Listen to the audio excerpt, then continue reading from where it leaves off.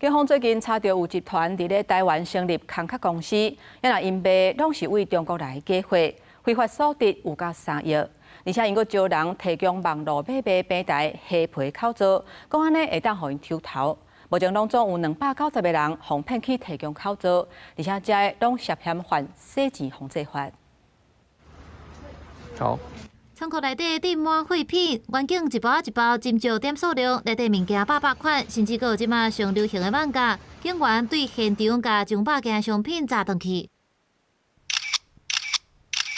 几落个风格无共款的网络卖场，对生活用品到精品，甚至个违法物品藏分劫，是虾米拢有。警方最近接到真侪桩寄货交易纠纷，对源头追查，发现是违法的寄货集团，利用花串联洗钱卖寄货。那在这个月呢，我们进行的一个北中南的一个空壳公司的一个搜索，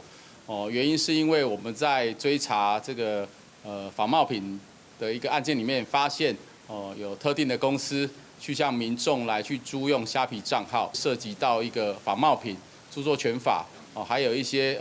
管制物品的部分。 专案是透过主嫌姓张的女性，伫台湾成立空壳公司，和另外一个姓陈的嫌犯成立的直销公司合作，以若像鸟鼠会方式，动用亲戚朋友招普通的民众出租网络卖场口座，并且以逐个月2000块服务费，佮有营收2趴抽成，拐到290个口座。专案不法的所得有3亿，台湾共犯集团是趁600万，出年钱互倒去中国的姓吴的通缉犯摕去。收用、租用。 这个虾皮账号的一个行为本身就是违反洗钱防治法第21条的收集账户罪，出租给这个集团的这些所谓的这些290个虾皮账号的民众，他本身事实上他也侵犯，他也违反到了洗钱防治法第22条的提供账户罪。这个寄货集团佮甲民众签3方合约，互人无法度了解口座最后是啥人摕去用，有290个民众的口座全部互利用，也涉及洗钱防治法。针对这件代志，虾皮国尾是回应讲，严格禁止用户出租身份证字号甲口座，并且继续强化卖人身份验证的机制，确保民众买物件安全。公司新闻采访报道。